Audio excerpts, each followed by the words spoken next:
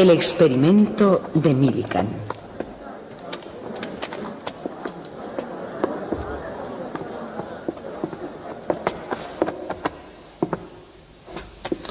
El tubo de rayos catódicos se inventó a mediados del siglo XIX y posteriormente se convirtió en el moderno tubo de televisión.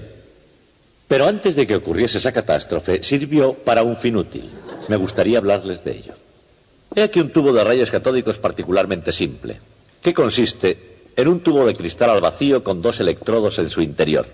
Y voy a establecer una diferencia de potencial de 20.000 voltios entre los dos electrodos.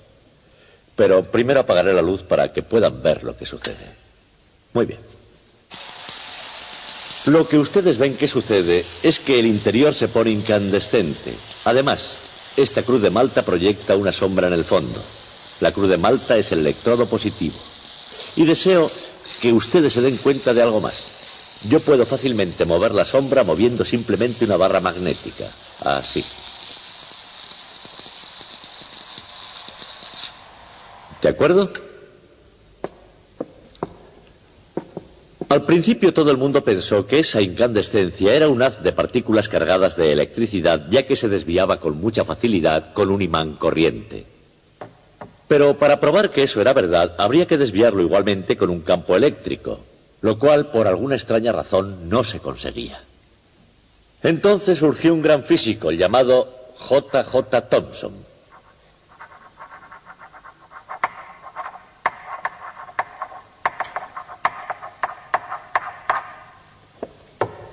Thomson fue un brillante físico experimental y aunque parezca mentira era bastante desmañado. De él se dice que rompía todos los tubos de rayos catódicos que caían en sus manos.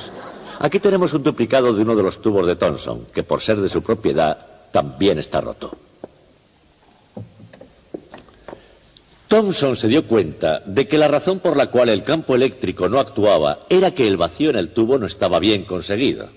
Y también se imaginó que la razón por la que el vacío no era suficiente era porque el gas quedaba pegado a las paredes del tubo cuando lo cerraba herméticamente el soplador.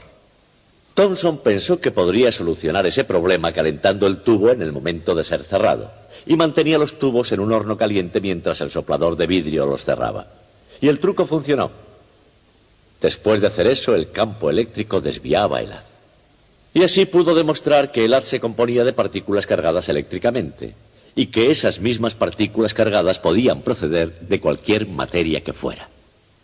Lo que Thomson consiguió fue la primera partición del átomo, demostrando que la última e indivisible partícula de la materia en realidad tenía otras partes interiores. De todas formas, la nueva partícula debió llamarse de algún modo que hiciera honor a Thomson, y aunque él quiso llamarla el corpúsculo, tal nombre no cuajó, porque ya había sido bautizada con otro nombre, el nombre de electrón.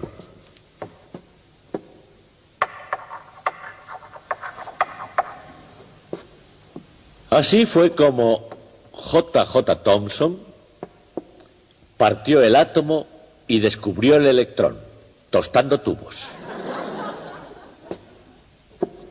El nuevo nombre de electrón dio origen a una tradición en física, llamar a las cosas con unidades individuales, con nombres terminados en on. Así, por ejemplo, la unidad individual de la luz se llama fotón, la del sonido se llamaría fonón, de la materia es un protón, y tenemos neutrones, etc. De hecho, los sociólogos han descubierto recientemente que incluso las poblaciones humanas tienen unidades individuales, en inglés, person.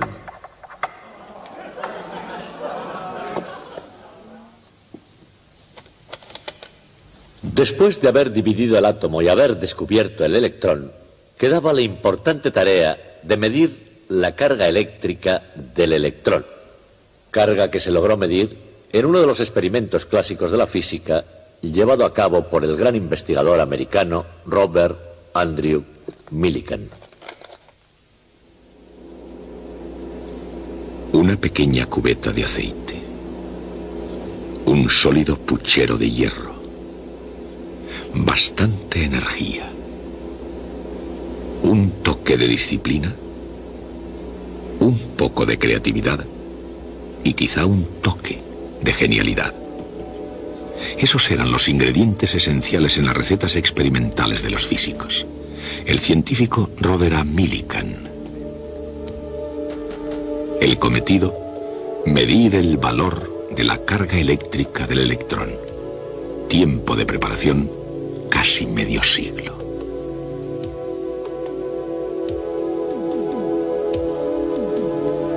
Año 1868. Fue el año en que una nación joven, todavía insegura después de la guerra civil, se reunificó interiormente con el ferrocarril transcontinental. Ese mismo año nació Robert A. Millikan, hijo de un predicador de Iowa. Se encaminó a través de las llanuras a Ohio para estudiar lenguas clásicas en el Oberlin College. Más tarde, al no haber allí vacante de latín ni de historia de la antigua Grecia, se hizo instructor de física elemental y demostró ser toda una promesa. La Universidad de Columbia le premió con una beca en física que un año después perdió, y esa falta de ayuda le hizo poner en duda, pero no renunciar, a su habilidad como científico. Se volvió al Medio Oeste, donde estudió bajo la dirección de Albert A. Michelson en la Universidad de Chicago. Michelson recibió el premio Nobel por desarrollar un extraordinario instrumento para medir distancias mediante interferencias de ondas luminosas. Millikan quería recibir algo más que una sesión de verano en Chicago. Él quería iniciar su carrera de física allí, y con el fin de prepararse mejor, visitó unas cuantas legendarias universidades y laboratorios del viejo continente.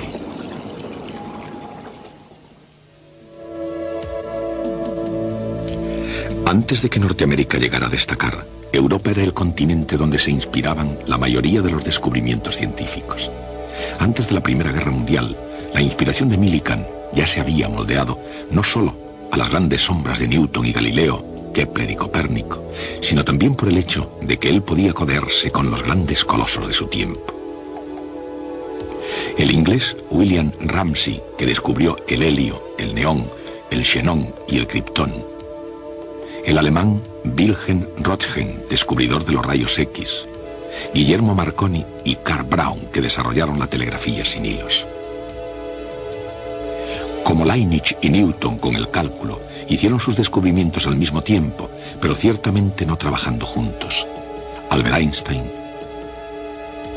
Max Planck y Johannes Stark trabajaron intensamente en Alemania, pero la mayor y más directa influencia que Millikan recibió parece ser que fue de los ingleses J.J. Thomson y su discípulo H.A. Wilson de los laboratorios Cavendish. El electrón, los rayos X y la radiación. Tales descubrimientos convertían a la física en una excitante frontera, y Millikan estaba ansioso de cruzar su umbral. Todavía Millikan no era más que una persona cuidadosa en su trabajo. Tendría que pasar una década antes de que su nombre se diera a conocer en el mundo de la ciencia. Se encontraba en la Universidad de Chicago. Por aquella misma época, Marie Curie había recibido el Premio Nobel de Química y ya tenía otro de Física. Millikan comenzó a medir la carga eléctrica de un electrón. Los fundamentos ya habían sido establecidos por Thomson, que recibió el Premio Nobel en 1906 por sus investigaciones sobre cómo conducían los gases la electricidad. Este brillante caballero inglés había descubierto el electrón e inventado el método de la niebla para medir su carga.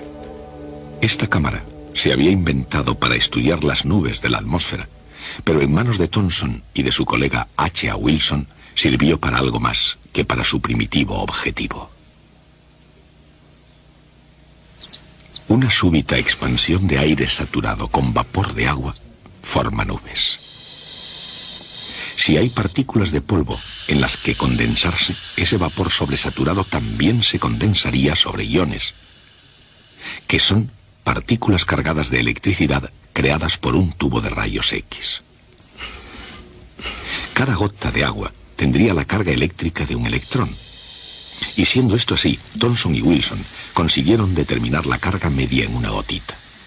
El método de la cámara de niebla era muy difícil. Los experimentos que se requerían para medir la velocidad de caída de la nube en un campo eléctrico se veían sujetos a innumerables incertidumbres. No obstante, lograron finalmente una estimación de la carga del electrón que era correcta en su orden de magnitud. Para un hombre como Millikan, aquello era una puerta abierta para su particular talento. Medidas precisas de las magnitudes físicas más fundamentales.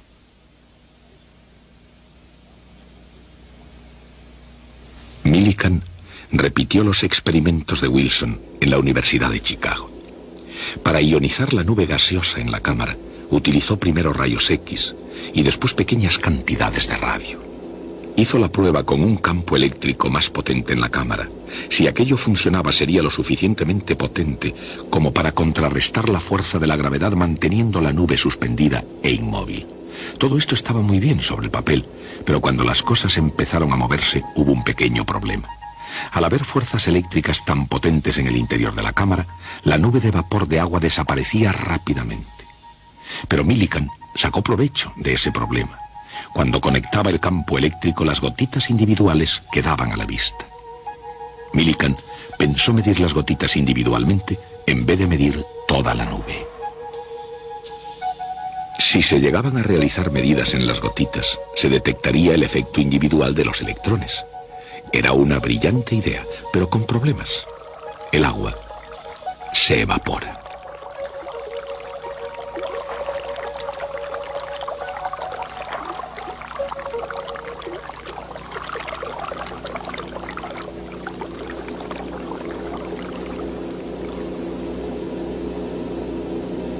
Millikan pensó, y en vez de gotas de agua, ¿por qué no utilizar gotas de aceite? El aceite, al contrario que el agua, no se evapora.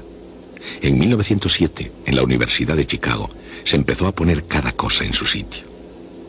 Con un aparato que producía una niebla de aceite, Millikan confiaba cada vez más en que se podría medir con exactitud la carga eléctrica de un electrón.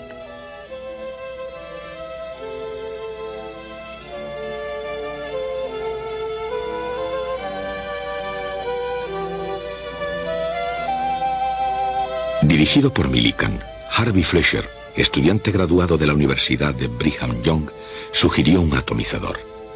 El primer aparato de Fletcher para el experimento con la gota de aceite fue, como la idea original de Millikan, un aparato sencillo, potente y en todo caso brillante. Era una combinación que empezó a funcionar.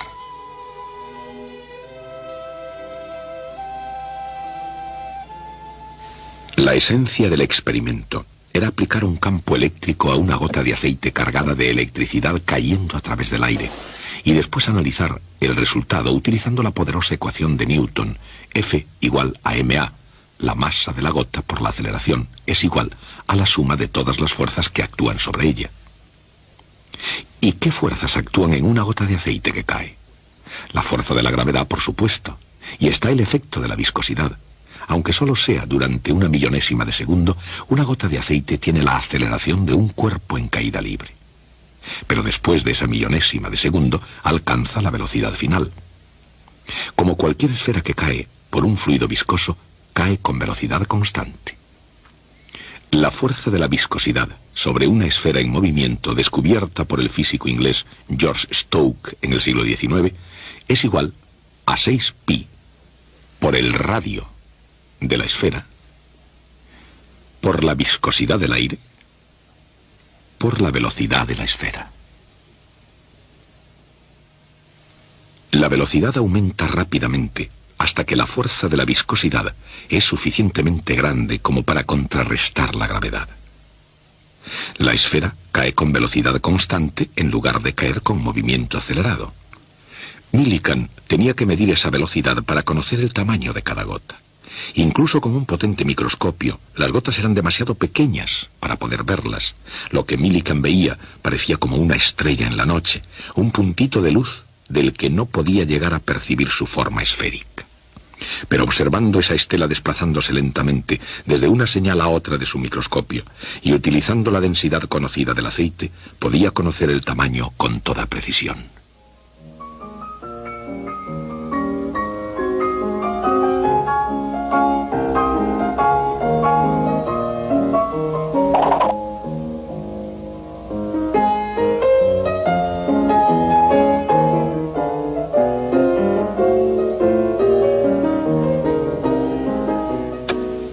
conectaría el campo eléctrico y crearía una fuerza eléctrica de valor igual al campo eléctrico multiplicado por la carga de la gota. Esa carga es la que Millikan realmente quería hallar. Debida a un electrón o a un pequeño número de electrones, sería un múltiplo entero de la unidad fundamental de carga eléctrica. Con la fuerza eléctrica podía dirigir la gota hacia arriba, hasta que de nuevo alcanzara una velocidad constante. Junto con la velocidad medida con el campo desconectado, la nueva velocidad le dio todo lo necesario para hallar la carga.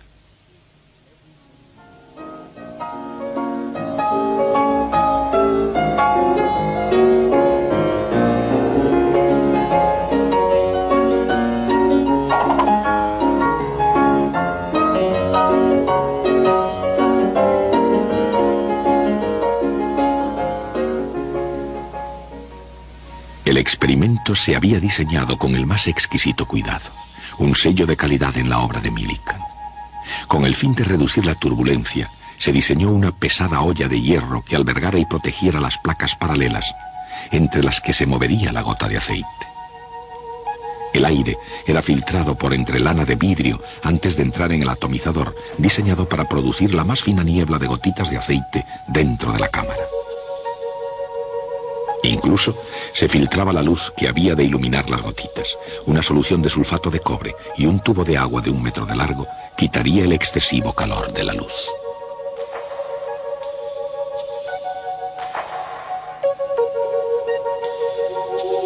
Una vez llegado el momento, Millikan comprobó que nada entorpecería su experimento. Cronómetro en mano, observaba por el microscopio hora tras hora el interior de la cámara.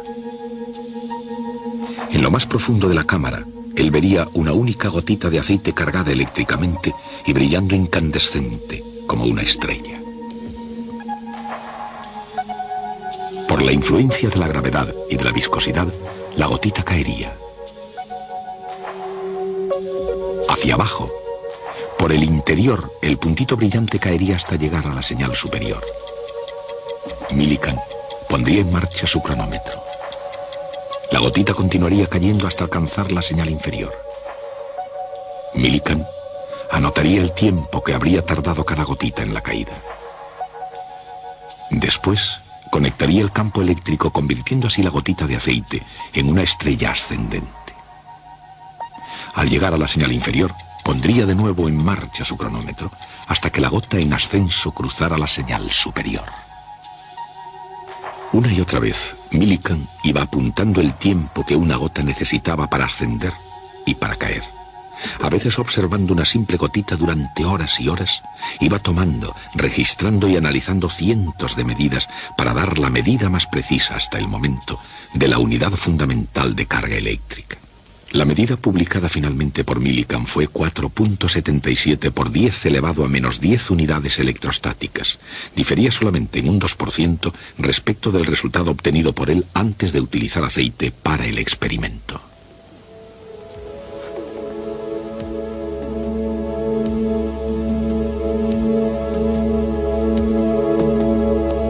Los puntos fuertes de Robert Millikan eran la precisión, una especial habilidad para detectar y eliminar cualquier error, y con una extraordinaria diligencia y creatividad mejorar las herramientas que ya existían. En públicas declaraciones, y hubo muchas cuando él se había convertido en un hombre de estado de la comunidad académica, Millikan encomiaba siempre que podía el método científico. La responsabilidad del científico era hacer medidas sin predisposición y dejar que la naturaleza dictara las respuestas. La tarea del científico era hacer todas las medidas con todo el esmero que fuera necesario y publicar todo, determinando el significado de los datos en cada respuesta. En eso consistía la tarea de un científico, y los científicos del estilo de Millikan entendieron el significado de este trabajo. En el año 1923, Millikan fue el primer nativo americano que obtuvo el Premio Nobel de Física. Millikan continuó dirigiendo el Instituto de Tecnología de California, una institución americana, y él mismo llegó a ser una institución. Su nombre llegó a ser y continúa siendo sinónimo de progreso científico.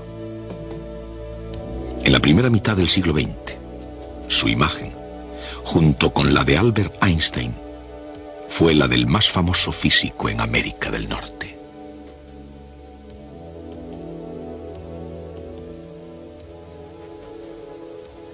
Me gustaría también mostrarles cómo fue más o menos ese experimento. Hay algo en lo que quiero que se fijen ustedes en particular, en esa lata. Si les parece familiar es porque es la misma que tenemos aquí, en el extremo de la mesa. La misma en la que Millikan realizó su experimento. Y sigue funcionando después de tantos años. Y ahora quisiera mostrarles algo verdaderamente extraordinario. Cuando Millikan hizo este experimento, reunió todos sus resultados para que mediante su publicación en una revista científica todo el mundo pudiera verlo. Pero antes de hacerlo, Millikan necesitaba un lugar para escribir los resultados de su experimento a medida que lo realizaba en su laboratorio. Se trata de un libro de notas de laboratorio. No pensaba que otra persona leyera aquellas anotaciones. Escribía solamente para él.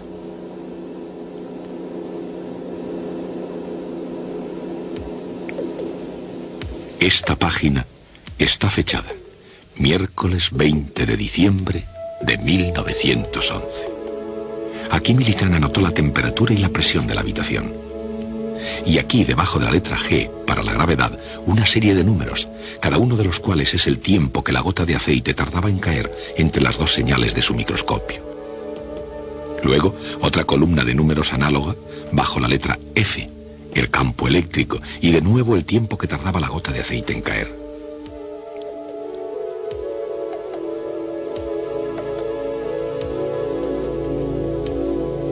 A partir de esos tiempos, calculó las velocidades v1, v2, v3, etc. Y utilizando esas velocidades halla el logaritmo de v1 más v2, y así puede sumarlo a 1/2 del logaritmo de v1. Y aquí finalmente Millikan alcanza su resultado. Y entonces escribe: este es casi exactamente correcto. Pero, ¿cómo puede decir eso? Se supone que está midiendo una constante fundamental de la naturaleza cuyo valor él no conoce por adelantado. ¿Por qué dice, este es correcto? En otra página escribe, belleza. Y en otra, belleza, publicar. Y en otra, muy bajo, algo está mal. Y luego hace una anotación que es toda una revelación. Distancia no segura, 1.273. Ahí está. Cuando obtiene un resultado que no le satisface, no lo desecha, porque eso sería un fraude.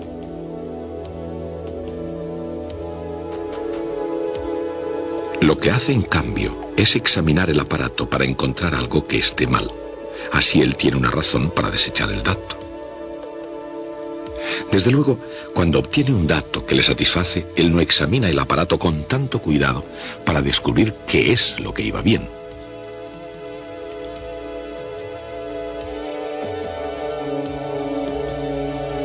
Es obvio que eso crea un poderoso sesgo en su método para obtener el resultado que desea. Otra página. Aquí, todavía mejor. Belleza, publicar. Y así todo el tiempo en páginas y páginas y páginas. El punto no está en que Millikan fuera un mal científico, fue un gran científico, sino que, examinando sus notas, podemos sacar una ligera idea de cómo se hacía la ciencia. Lo que Millikan hacía no era un fraude, estaba haciendo uso de su juicio científico.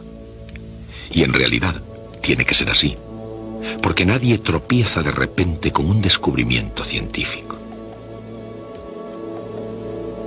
Todos los descubrimientos se hacen durante un experimento que ha sido exquisitamente diseñado para dar los resultados que el científico espera obtener.